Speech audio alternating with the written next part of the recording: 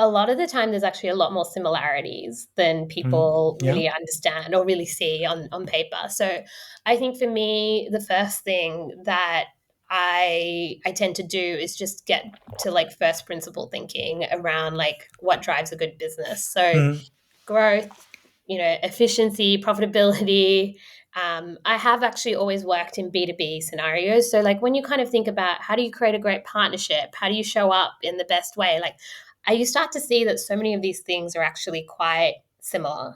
mm. Um, I think also what's really important is having, I'm someone that loves to learn and I have a lot of intellectual curiosity about things. um, That helps. Yeah. that does help. So, whenever I've changed an industry, I like really deep dive. I talk to customers, I talk to the people on the team, I do my own research. And what's really interesting is what you find is that fresh eyes is like quite a powerful thing to have. Having someone who is completely new to health or is Yeah. completely new to hospitality or whatever it is, Mm, asking questions in different ways and trying to understand things. You can get at the problem in like around the corner and whatnot. So I mm-hmm. think one is, acknowledging I'm not from this industry, I'm new.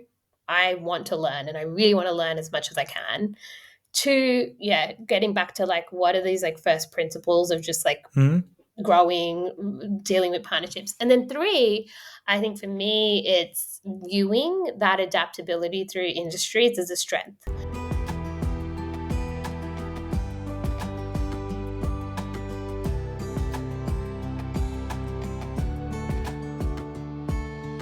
Welcome to Women Disrupting Tech. My name is Dirk Jan Hupkes, and on this podcast, I give the women who work in tech the platform they need to inspire and empower each other. Join me on a journey into the world of entrepreneurship, funding, biases, and role models to discover the strategies for success in the tech industry. In other words, how women can disrupt tech. Are you ready to listen?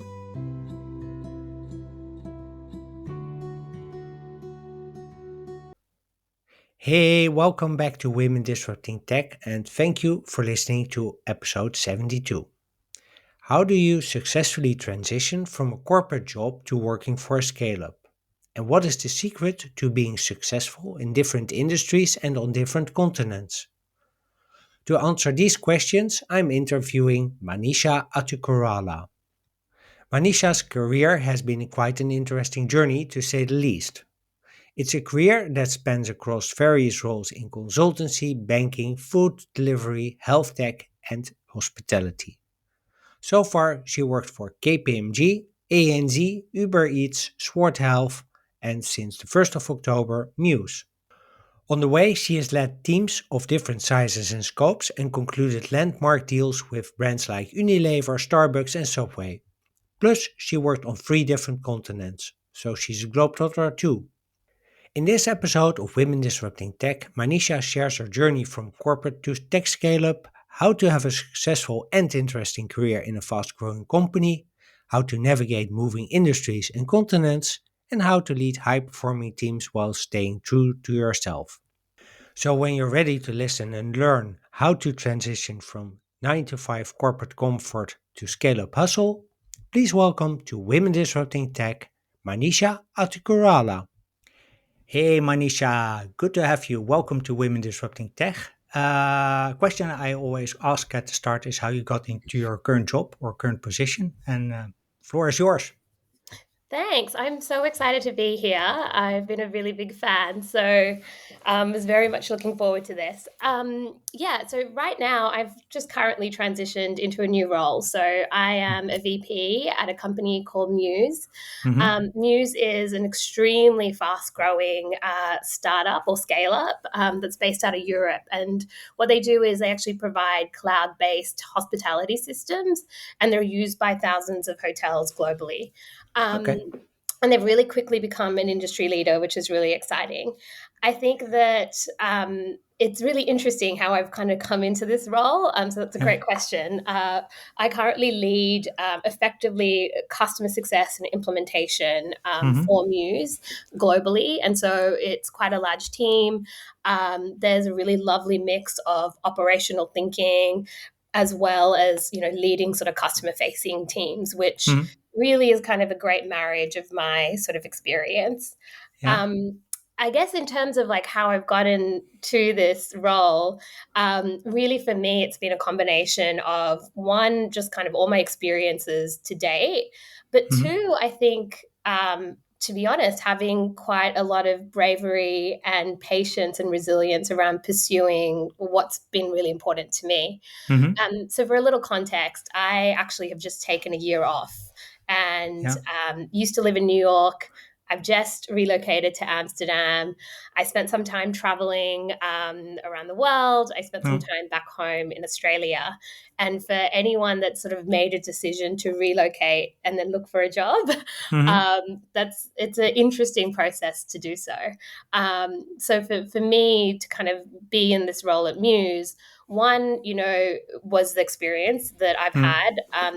As you've sort of mentioned, I've worked across numerous industries, fintech, marketplace, health tech, and now I'm in hospitality.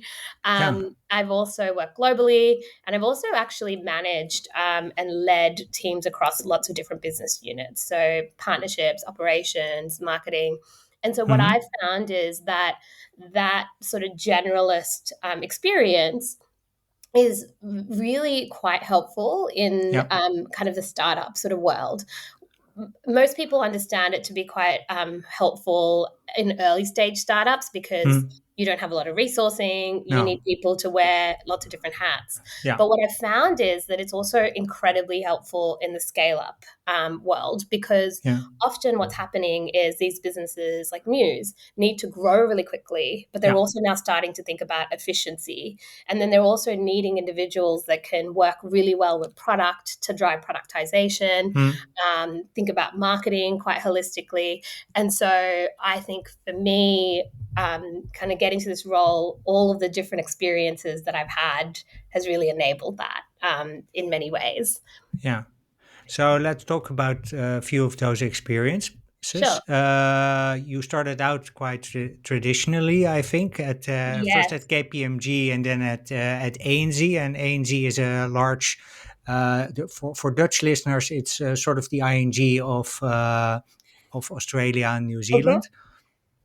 And then you decided to join Uber as they were launching Uber Eats in Australia. Why did you decide to go from, well, banking and Mm. consulting to all the way to, well, startup and scale up? Yeah, that's a really good question. I think for me, there were a few things at play.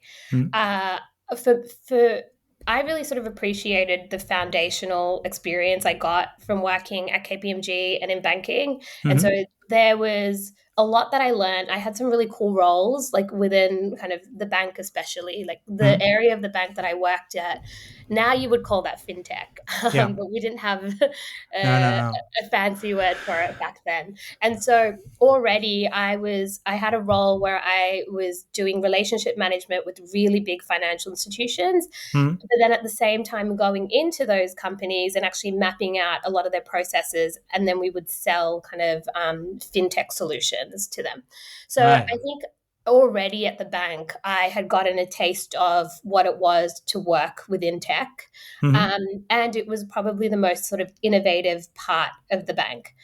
But that said, a bank is a bank, and Yeah. unfortunately, they can only move as quick as they can. I Yeah. also felt like there was, quite a lot of hierarchy and structure, which Yeah. in some ways is really great, because you know that if I do A, B, and C within this time period, I'm going to get to the next stage. No, yeah.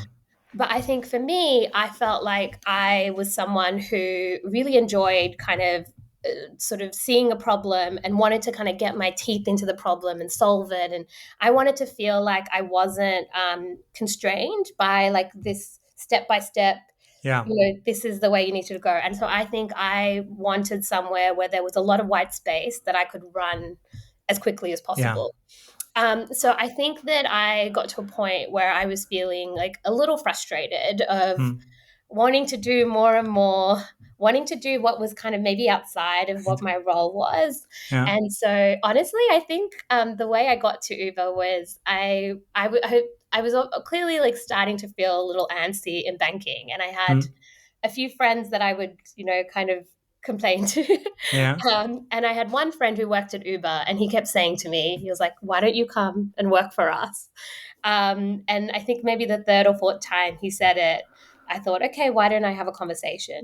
Because Mm. I think what you need to remember is at that time when I joined, tech wasn't really like a career that was really common. So so I really needed to kind of ease my way in, I would Yeah. say, because I think maybe the first time my friend brought up Uber, to me, it sounded like a really risky move. Hmm. And so I really needed to kind of ease my way into having. I had a lot of conversations with Uber. Uber Eats was just launching, and then what I Uh-huh. found was that despite Uber being a completely different business, Uh-huh. especially like launching into delivery, and Yeah. then not being a lot of, on paper synergies between banking and like delivery, Hmm. actually my skill set of kind of straddling operational thinking with kind of Hmm. deep partnerships was actually a perfect fit for Uber Eats, because that was like the time when they were building kind of the B2B function of Yeah. managing restaurants. Ah. Yeah, so I think for me, making that transition was like it started to tick a few boxes, right? One Hmm. was lots of white space, you're building from scratch. Like, Uber very much at the time was like, if you see a problem and you have a solution, go for it. Like, you Yeah. can pave your own way. So that to me was really exciting. And then I think, the sort of maybe like kind of the doubts around Uber were sort of Mm. fixed when I could see how I could provide value, and I could see the synergy Yeah. between what I'd done and and what they needed at the time. And I think, always when you're going into a new role, you want to feel like, okay, I can provide Yeah. value. Yeah. You want to feel empowered also for yourself, I think. Yes, exactly. And then I think the last thing was, to be honest, for me is, when you look at places like KPMG and banking, what they're Hmm. incredible at doing is that you have people that have built their career there, like people Yeah. that have been there for 20, 30, 40 years. Yeah. And that's really wonderful in many ways, because, they have a home within the company and they're very loyal. Hmm. But I think the other element to it is what I would notice is that people would get to a point where they felt like they were golden handcuffed. Yeah. So it's like, I can't make a change. Everything is like now based on me earning this amount of money or whatever it is. Yeah. And so, like, really honestly, for me, I saw that and I thought, if I'm going to make a change, I should do it earlier rather than later, Yeah. so that I can, I don't feel this same pressure that comes in when you've been at a certain company for a really long time. So I was quite aware of that, and I Huh. wanted to like take a risk sooner rather than later. And that was also like part of kind of my decision to move, which was a bit scary, but I think the right time to do so. Yeah. How did you deal with the scares? Because you told me, just told us, I did a lot of investigations, Yes. and you found out that it was more also about building relationships rather than the hard tech part that you Yes. had to. Yes. Was that the part where you became convinced that this was a role for you?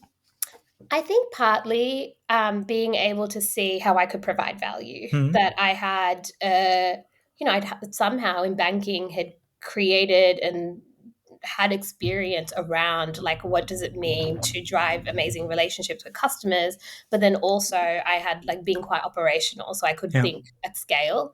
So I think one was like being able to sort of, because I think if you're going from one industry to another, Yeah.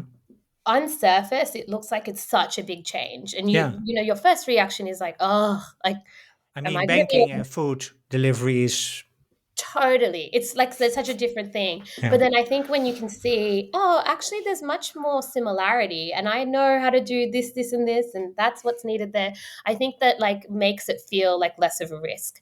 Yeah. I think the other thing that I did was, I actually made this move in collaboration with the people that I worked at the bank. So I had many mentors at the bank at the time, Hmm. and I talked to them about this is what I feel like I'm lacking. This is where I want to go. What do you think? Like, because I'm a little bit nervous about this role, Yeah. and I had a lot of support from a lot of leaders within the bank that I trusted to say you should go for it. Like, this is a great move for you.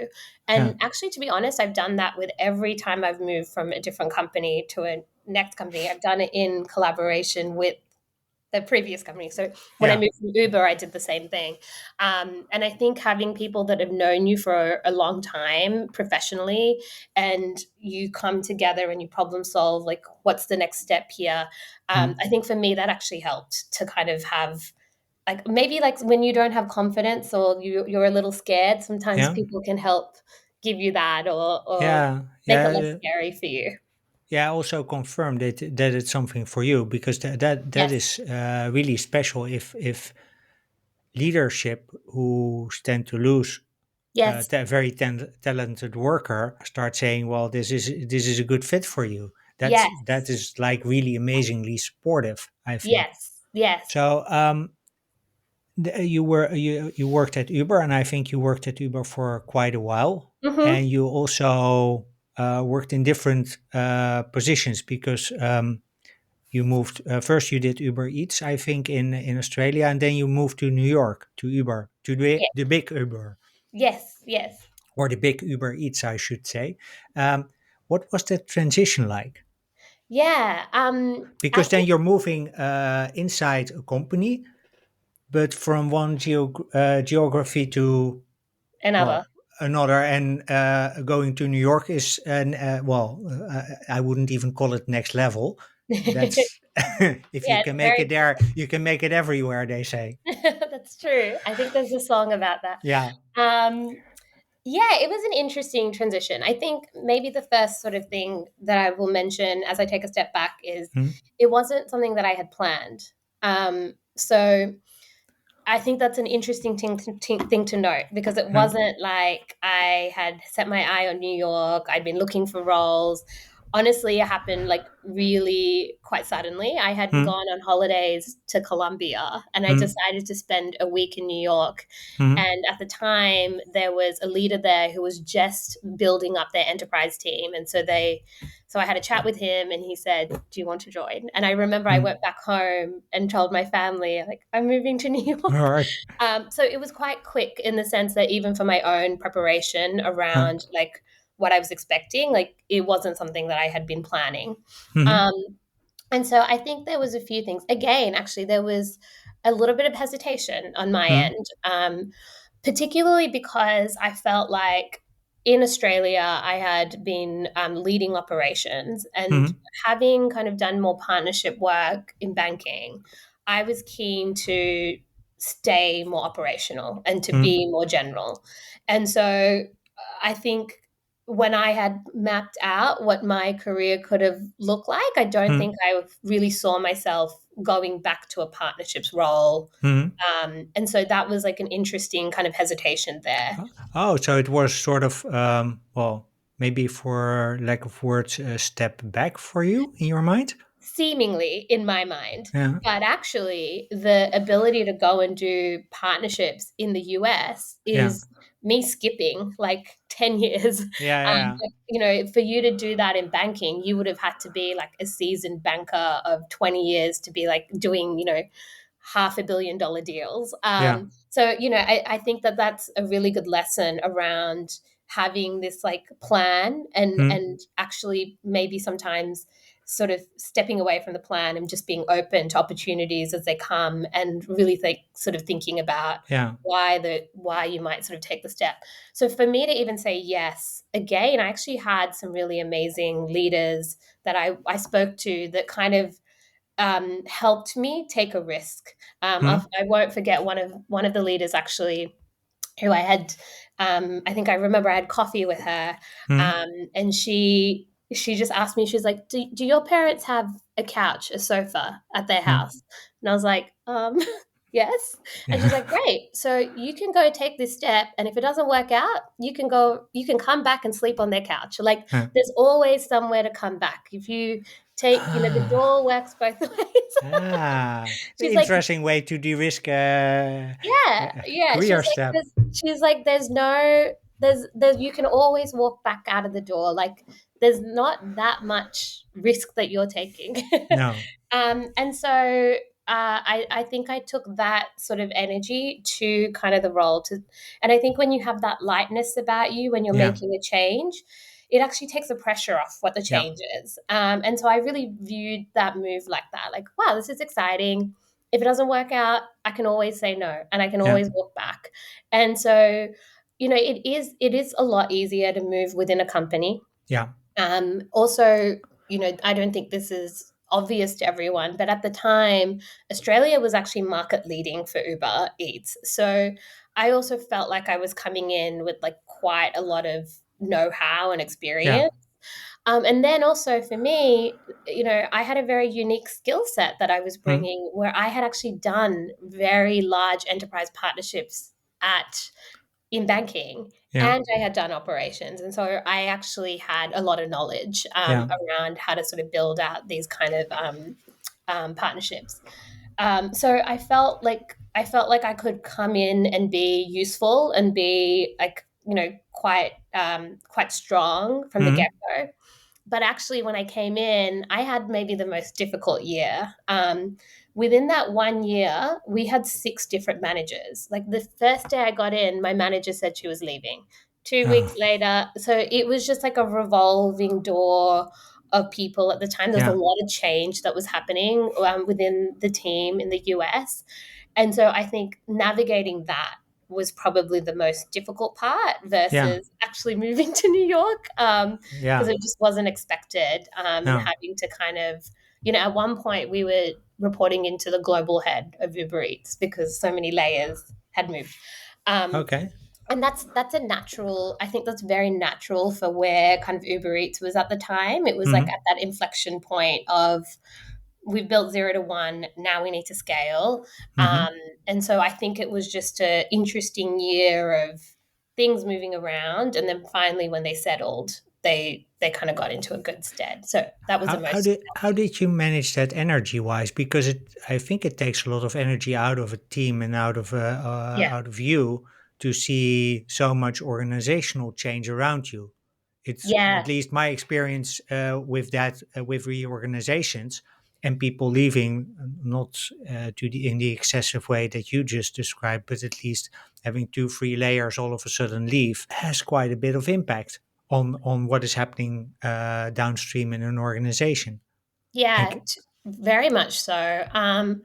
One was, I think it was difficult, mm, but it was also an opportunity, like because I actually got to step up quite a bit, yeah, and have more sort of broader ownership. So it's always so interesting, right? You look at someone's resume and it's what the role is, but there's yeah, so much that happens beyond that. So I think one, I'm like I try to be an optimistic silver linings type of person. And mm, so when those type of things happen, I kind of think, okay, like what is there to gain here and what can I learn versus like maybe concentrating on all the bad things that yeah, are happening. And so I very much kind of took that view of like, okay, how can I kind of view this as an opportunity? How do I sort of double down? mm, Um, but I will say it was quite exhausting from the perspective that, every time you have a new manager, you want to build relationship and you yeah. feel like you're just trying to prove yourself, and then they go and then it keeps happening and keeps happening.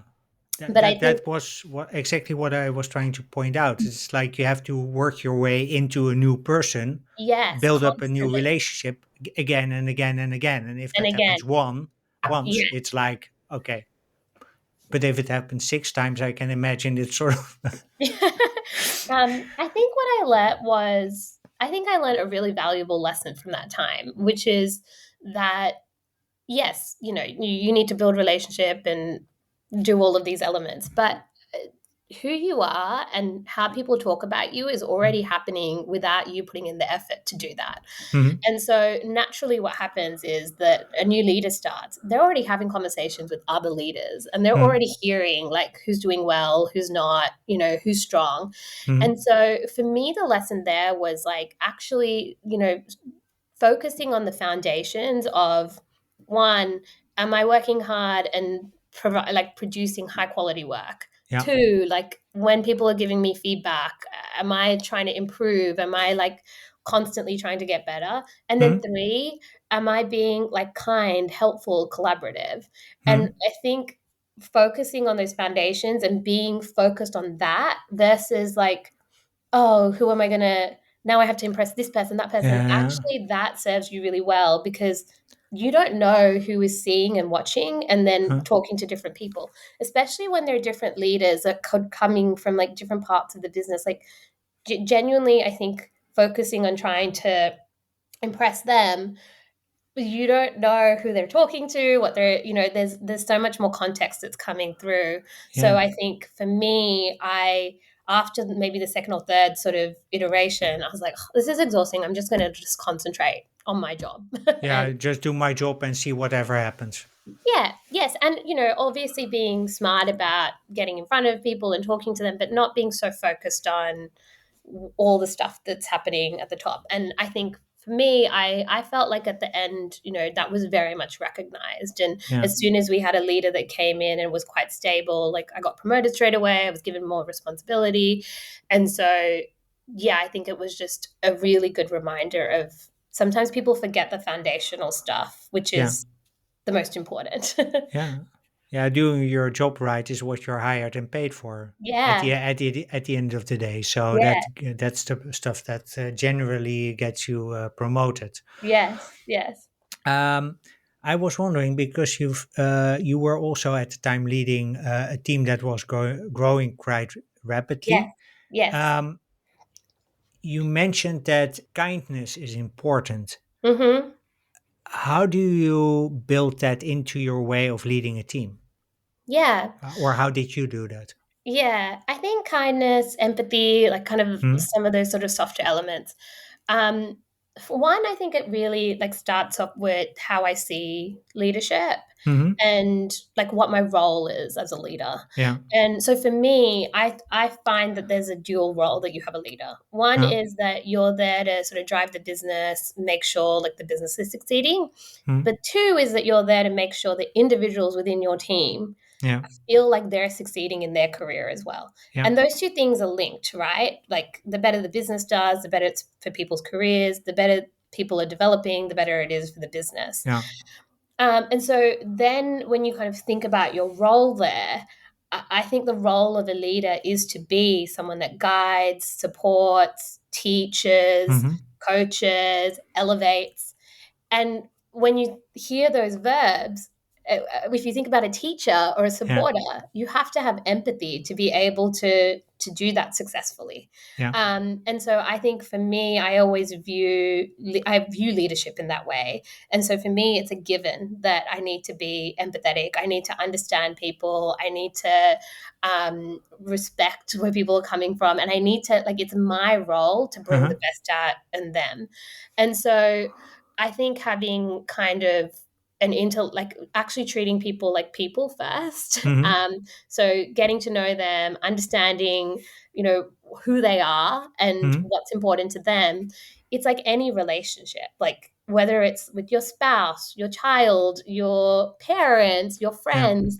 We all know that if we want to guide someone into a certain direction or, win an argument or Yeah. negotiate with them, the best way to do that is to understand where they're coming from Yeah. and to do that in partnership. So I don't think there's any difference actually when you're then thinking about the role of a leader in a team. I think it's Yeah. another relationship, and you're going to be more successful if you're able to really care and think about the Yeah. team, and I think be of service to them. And I don't think you can be of service to anyone if you're not thinking about it in an empathetic and kind way. No, Um, but let's say that I've worked in New York myself. yeah, It's not exactly the most empathetic and kind environment to work Yeah. in, city Yeah. to work in. It's pretty cutthroat. Is that then something that you bring as a woman also? I think so. I think for me, so yeah, I do want to caveat, right? Yeah. Like being kind and empathetic doesn't mean that you sacrifice quality or doesn't mean, I actually think it's more kind and empathetic to be like direct about feedback, to have hard conversations. Hmm. So I think partly for me, I was teaching the piano and maths from when I was like 14. Yeah. So I've always had kind of a more sort of teacher coach type of role from a Uh, very young yeah. age. And I'm a people person. Like I really just like talking to people. I'm interested in people. So I do think there's like a natural element of kind of having care Hmm. and like building relationships. I'm just more interested Yeah. in it. So I do think that that comes to play a little bit. And I think for me, I made a decision very early on in my career to say, as a female, and you see this in banking quite a bit, where Mm. women, unfortunately, like, historically Yeah. have had to sort of become more male or, a certain Yeah. version of themselves to succeed. And I think for me, I made a decision very early on to say, I don't want to do that. I want to be myself. And Yeah. I'm aware that sometimes I'm going to lose out because of it, because there'll be some silly perception of who Mm. I am or whatnot. But that's a sacrifice that I'm willing to make.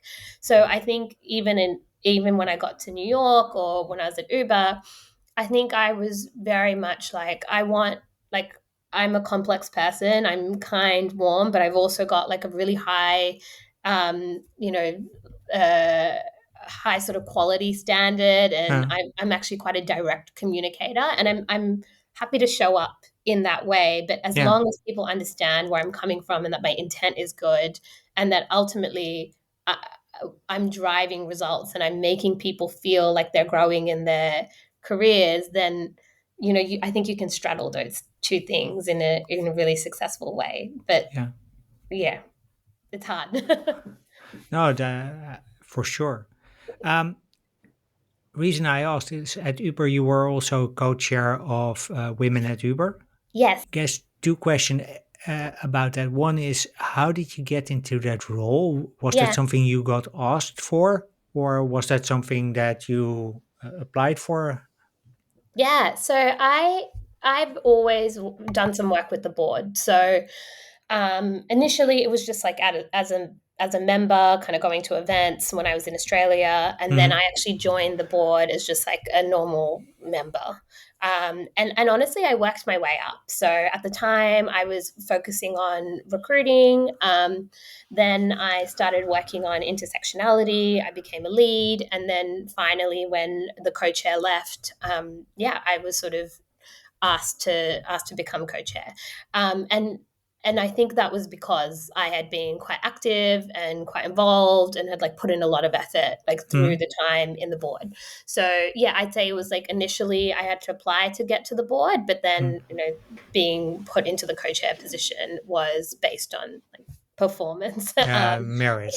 Yeah, What did you learn? What did you take away from that position? yeah. I mean, so much. I think maybe the thing to note is that by the time I had become co-chair, Mm. the board was maybe like three or 4 years old. Hmm. So what that means is that a lot of these sort of employee resource groups, they go through like a natural evolution and Mm. a sophistication in terms of how they operate. So, Yeah. at the start, it was around how do we bring kind of women together? How do we, represent and campaign for their advancement? But then by the time that I got in, I think we were really needing to show up in a much more sort of thoughtful way. And what I Mm. mean by that is intersectionality became like a really important component for how we were showing up. Yeah. So, an example is like, and this is very common in Silicon Mm. Valley with a lot of women's groups, they tend to be like women, but very homogenous. So, everyone on the Yeah. board, it like looks the same, they're from the same socioeconomic circumstances, and not a lot of Mm. diversity within the board. And so for us, that became a real focus of intersectionality. And I learned a lot about what that means, which sounds like a little weird because I'm a person of color, and Mm. you would think that that would be top of mind for me to think about, oh, I'm a woman and I'm a Yeah. minority in this other way, but I don't think that that was necessarily top of mind for me.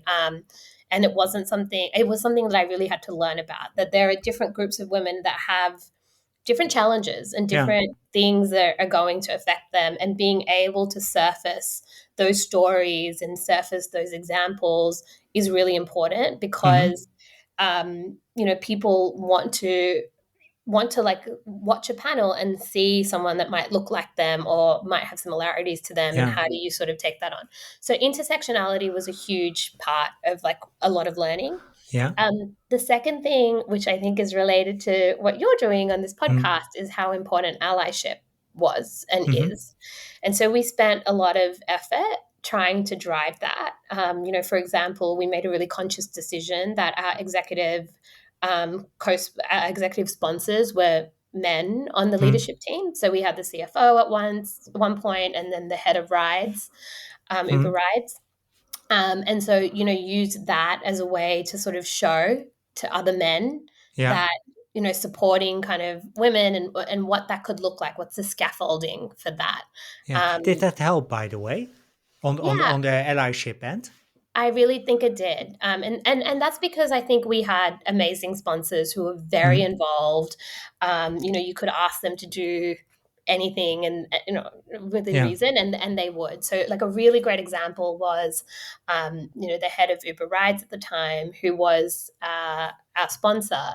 He had just taken paternity leave, and we said, that would be really cool if you could write about it and Yeah. and encourage that and talk about why that's important. And so he did, and that was quite impactful for men at the company to start thinking about, oh wait, we have this benefit, I can take this, and Yeah. there's It's nothing wrong. okay actually It's to take okay. it. Yeah, so little different things like that I think made a really big difference. And I think also I think like sometimes with these type of groups, when you're in that when you're a woman and you're in the women of Uber Yeah. scenario, what it feels like, and what the issues are. And Mm. sometimes we forget that somebody else that doesn't relate to that doesn't understand. And I think you need to open up and Mm. invite people in a way that is psychologically safe, that feels like, you know, they can ask silly questions, and it's okay. Like, I think kind of Yeah. creating sort of what I would say is the opposite to cancel culture of, Yeah. how do we sort of bring you in and make you sort of understand what we might be going through.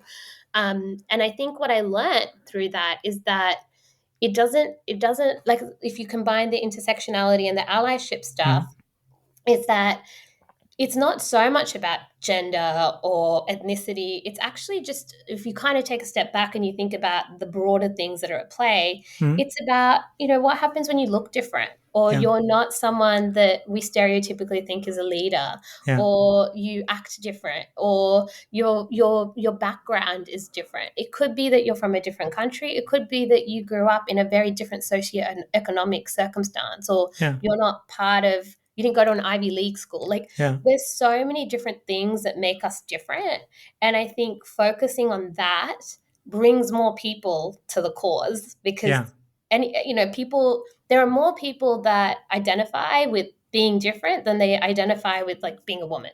Yeah. Um, and then I think what it also does, it allows women to have more space to be who they are. They can be dominant, they can Yeah. dress They, a certain they, way. they can just be themselves. Exactly, Yeah. exactly. And so I think that's really what I learned through kind of looking at these different groups of women, Yeah. then like bringing the allyship in, was just like how much merit there was to broaden kind of how we talked about these things. And not Mm. to like, I do think that at some point you have to kind of measure success by, do we have more female leaders? Like, Mm. I'm not trying to move away from that, but I think that you're more likely going to get people interested when you make it less about gender or less about ethnicity and more Do you, about. do you, yeah, do you think it's because this is one of the hypotheses that I have, is that currently women and underrepresented groups are sort of the problem owner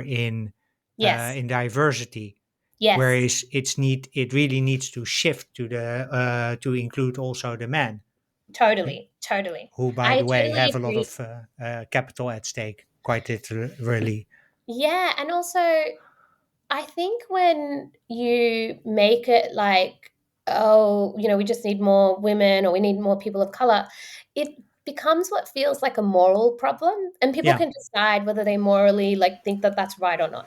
yeah, What it has to be is it's a business problem. Like yeah, we know if you're building a product for like Uber is a really good example. yeah, If you're building for drivers and consumers, don't you need the people that are building that to look like the drivers and the consumers? Because yeah, that's how you're going to be more successful at building a better product. yeah, And so I think that the more we can make it a business problem and make people understand why diversity is so important, mm, and then also, I think we need to be realistic. Like most people are thinking about themselves mm, and like what is it in for me, and so yeah, if you can then make the problem also have someone feel like, oh, this is actually a good thing for me personally, like the more we can have these types of people in, like, you know I think for men, there's specific men that don't do well in the mm, corporate world, right? Because they mm, might present in a certain way. So if you welcome them and have them also see, yeah, actually, I'm a little bit more effeminate, or I'm a little bit quieter, or I'm not a very dominant personality. And I think,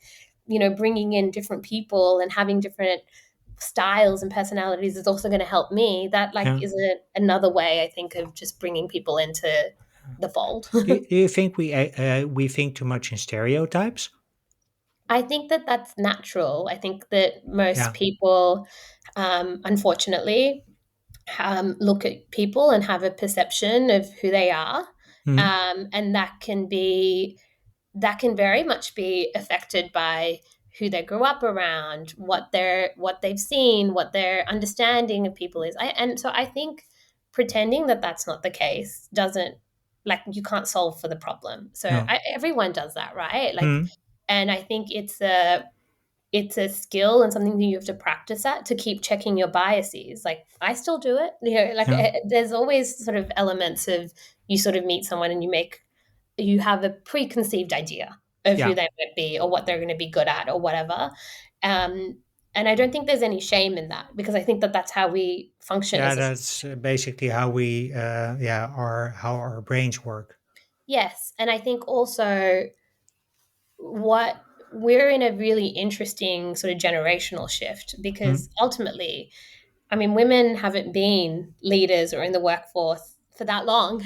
no. And if you actually look at, especially like kind of my generation, like the millennial generation, Mm, there's still a big chunk of people whose mums were at home, stay at home mums, like that, so their yeah. reality of what a leader looks like or who should be in these roles is still skewed to a particular reality. And Yeah. so I think then it's natural for you to still have a stereotyped idea of what's a leader, what. Mm-hmm. And so I think that needs to come into play. I do think the next generation will be a little different. Like I have Yeah. little nephews, and what their truth is very different. But Yeah. I think that is an important aspect to understand and to acknowledge as part of the problem that we need to solve. Yeah. So I want to shift gears a bit, because we talked about you working in different industries. We Hmm. talked about you talking in different roles. Um, Also in different, in terms of different industries, you worked in banking, in previously in health tech, and now in hotels.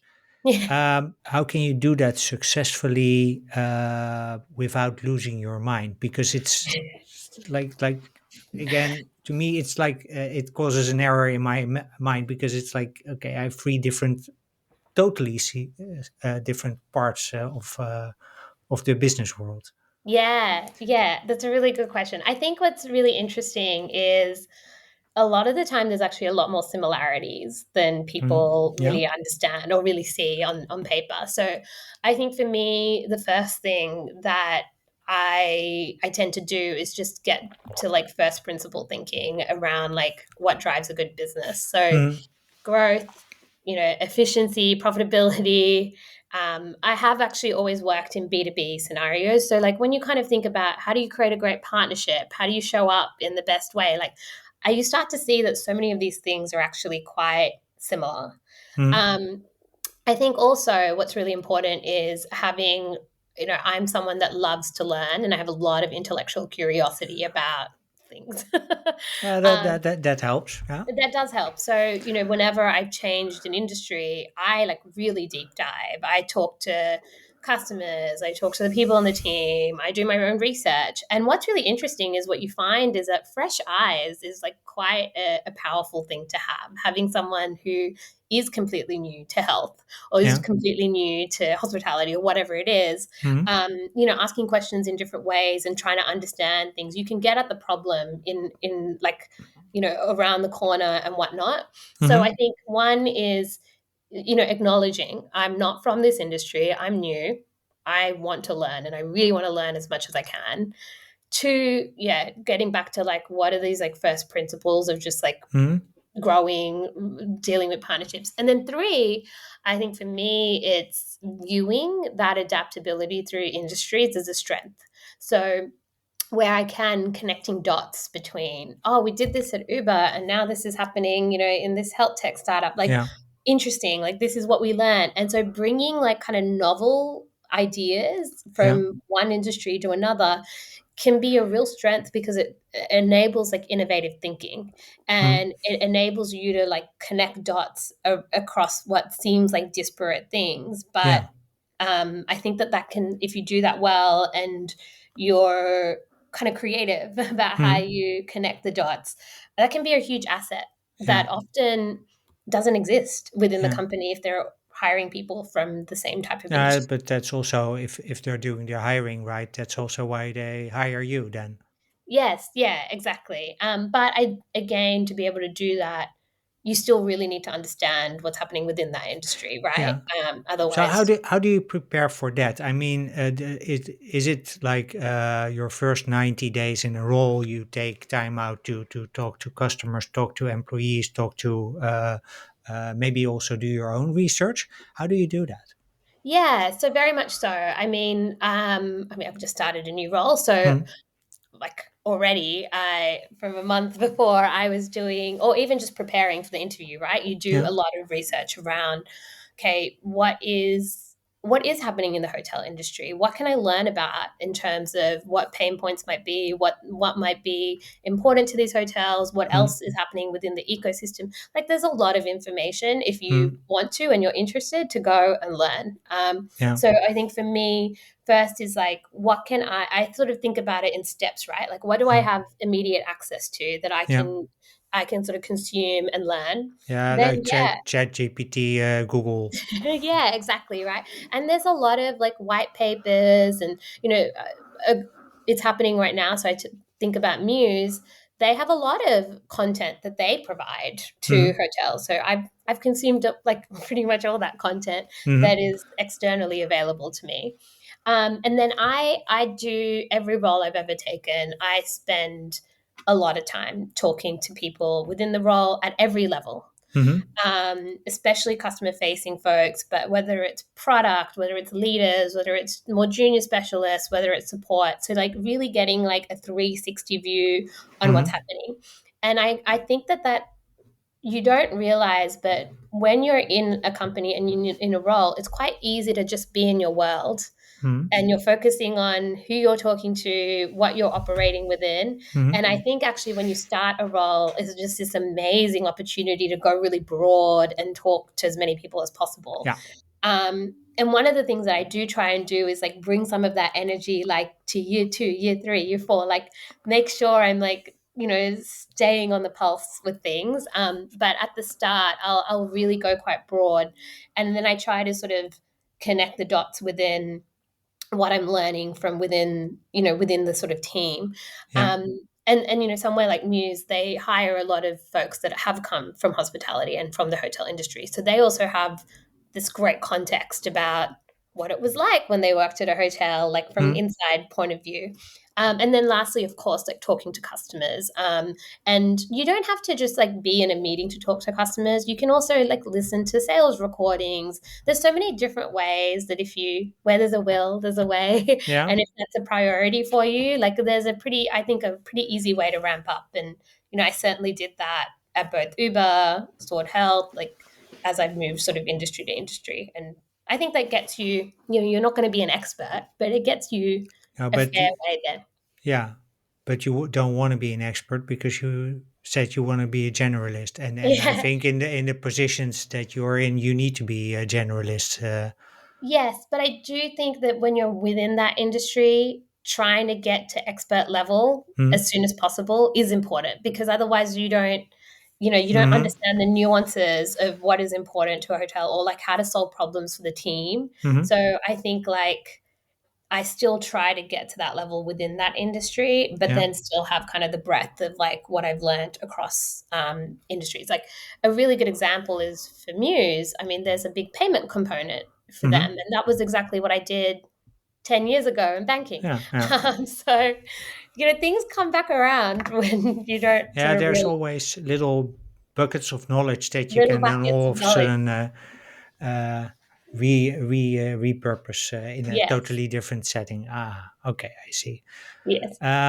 Do you you start in a new role Hmm. at Muse? How did you makes that a good role for you? Yeah, a few different things. I was quite discerning about what my next role would be because I Huh? mentioned I had taken some time off. Yeah, And so I think when you're enjoying your time off and you can afford to do so, yeah, you want the next thing to be something that you're going to be really special. excited. Yeah, yeah. Exactly. And so I think there was a few things that were really top of mind for me. Hmm. One was culture. And I bring up culture because I think it was more important than it's ever been. In what Because way? I think because I was in a much more sort of like a leadership role, like Yeah. where when you're on the extended leadership team of a Hmm. small company, what I've learned is that culture now also represents who you are. Yeah. You're part of driving that culture, and I think for me it was really important that the values that the company had already sort of established that they matched to my values and that I Hmm. could feel really proud about okay, this is what the company represents and that's also a representation of me. Hmm. Now, of course, you can come into a company and you can put your stamp on what the culture looks like. Yeah. But when you're in a like scale up phase and there's 1,000 employees, like I think you need to be realistic of like how much you're going to move the culture. Yeah. And so already, I think that was my number one priority. I wanted somewhere that I felt like they cared about people, they cared about their customers. It Mm. was kind, inclusive, all of those kind of things. Which, to be really honest, I think in my previous decisions on where to go, that was maybe ranked. It was always an important element, but I don't think it was my first priority Yeah. at all times. So So, what is kind and inclusive? What does that mean? so I think like Muse is a really good example. I had been following their CEO Matt for actually a while, and there was always quite a concerted effort around thinking about people in a really human way. How Hmm. do you think about driving like hiring diversely, but like enabling people from different backgrounds to do really well. How do you think about things like performance management Hmm. and bonuses and all of these like very people orientated concepts? Yeah. I had seen like Matt actually talk a lot about and do so in a very like thoughtful way that showed a very people first approach. Hmm. Um, so it's hard because it's not like it's also a feeling that you get. And so I think Yeah. another element of, how do you know what a good role is your intuition. And so one of the things that I have actually tried to work a lot on is like honing on my intuition being accurate or speaking the truth. And what I mean by that is sometimes you have a feeling, and that feeling could actually be driven by fear, Yeah. or that feeling could be driven by nervousness. But if you can get to a place where like that feeling is driven by some level of truth and Hmm. not your own kind of Yeah. noise, Uh huh. that becomes quite powerful. And so I think a lot of my different interactions with Muse, not just what the CEO was saying, it was one of the very few companies that, because when I was looking for a role in Amsterdam, I was speaking to recruiters, to VCs, to folks like in the Netherlands. Hmm. And it was one of the very few companies that every single person had glowing reviews about the culture. And so, after a while, you kind of get a good pulse on, I think Yeah, this is, if so and then many when you people interview, yeah, if so many people are saying it, then probably there's a bit of truth about there's some it. truth to it. Yeah. Yes. So I want to transition to one question I still had left is do you have any role models that helped um, you on your journey so far? yeah, I have so many. I've been really fortunate to have had a lot of sort of female leaders across, every sort of company that I've worked at. Mm-hmm. In fact, my first role in banking was a mentor that I had while I was at university. And she was from the bank, and I still talk to her. I still see her for coffee, and has been like an advisor my whole sort of career. And I've had a lot of people be really generous with their time, be really sort of kind, and also like kind of share things about themselves as well. So I think for me personally, Mm-hmm. my role models and mentors have always been people that I've gotten to know quite well. And I Yeah. think because for me, what's really important is that when you show up, you're showing up as your whole self, and everyone has insecurities and different things that they're struggling with. And I think I sort of struggle with people that I don't know who, like, maybe I'm seeing their LinkedIn posts, or I'm seeing only what they're showing me Yeah. versus me really knowing them. And for Yeah. me,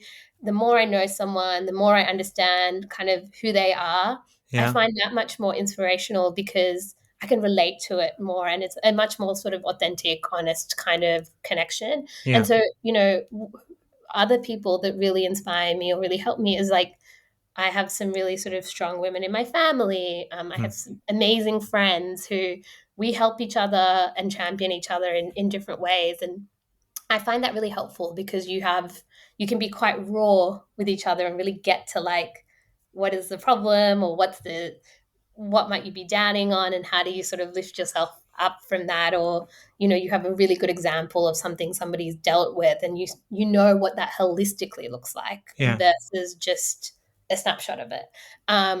So yeah, I think mine tends to be more personal, a little deeper, Mm-hmm. um, versus just you know this impressive person, but I only have a snapshot of who they are. I mean, that's also inspiring, but I think I connect more with the people that I know. Yeah. Yeah, that I can understand. Yeah. So I'm on a mission to Yes. make DEI in tech obsolete by the end of 2032. Maybe that means to me that by that time, my niece, who is just she's 10, but when Mm-hmm. she goes into decides to go into tech, that she ends up in an ecosystem where she's basically judged on her character, on her Mm-hmm. and not on her appearance. Mm-hmm. Let's say, what would you say is necessary? Step number one that is necessary to take to get there. Yeah. I think what we sort of spoke about before, I Mm. think making the problem that is to be solved a broader business problem. So actually Yeah. getting buy-in from everyone and not making it something that, only women or only people of color or only minorities are looking at. So I think making that something that everyone understands as a goal, and then the other element is everyone understands not just what the business or the company has to gain from it, but what they personally have Yeah. to gain What's in from it it for as them? well. Yes. And I think the more that we make it around, celebrating differences, different types of people, and not necessarily just only talking about it in terms of gender Hmm. or being a person of color or whatever. There are people who English is their second language and they find that difficult to come into Hmm. as a migrant, and that the migrant experience can be really really challenging. And so, but because what they're a white male, we're going to ignore that. No, like how do you make it more broad so that more people can understand what's in it for them, and Yeah.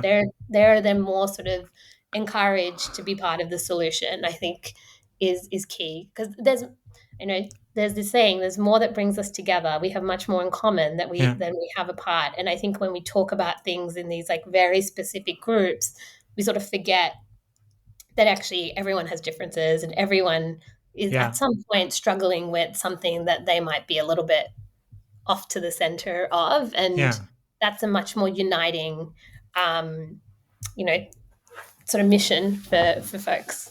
Okay. Sounds like a great place to wrap. Manisha. Yeah, this is really fun. Yeah, absolutely. Thanks very much for the conversation. Last question is, if people want to connect with you or learn more about your how it's going at Muse, where Hmm. would you like to send them?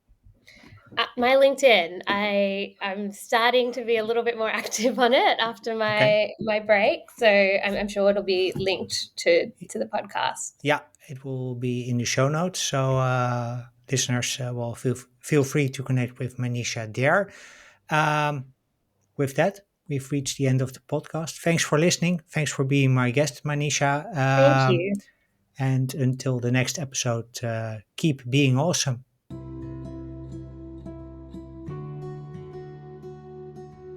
Well, that's a wrap. Thank you for listening to episode 72 of Women Disrupting Tech with Manisha Athukorala on how to transition from 9 to 5 corporate comfort to scale up hustle. Manisha and I hope that you've enjoyed our conversation as much as we did. And if you'd like to learn more about Manisha and her new job at Muse, feel free to connect with her via the links in the show notes. As usual, you can find the show notes at womendisruptingtech.blog. On the same website, you can also become a member of the Women Disrupting Tech community. Members get early access to new episodes, and in the weekly newsletter, I'll share with you what I learned from each of the episodes. Plus, you'll be the first to hear when new blog posts about women who built the internet come online. So check out the show notes for a link. When you're looking for a role model to inspire your own hero's journey in tech, I invite you to check out one of the other episodes of this podcast on Spotify, Apple, and YouTube. And if you're a regular listener, please give the show a rating or a review because that way you help other people discover the podcast. If you're a male ally and you want to help the women disrupting tech make this podcast obsolete by the end of 2032, there's a simple thing you can do. Please share the podcast with friends, family, and coworkers because this way you give my guests a platform they need to make it happen. Finally, if you want to connect with me, you can reach me via dirkjan at womendisruptingtech.blog or you can send me a DM on LinkedIn. On LinkedIn, simply type in my name and you'll find me. With that, I wish you a wonderful day. I hope to see you in the next episode. And until then, keep being awesome.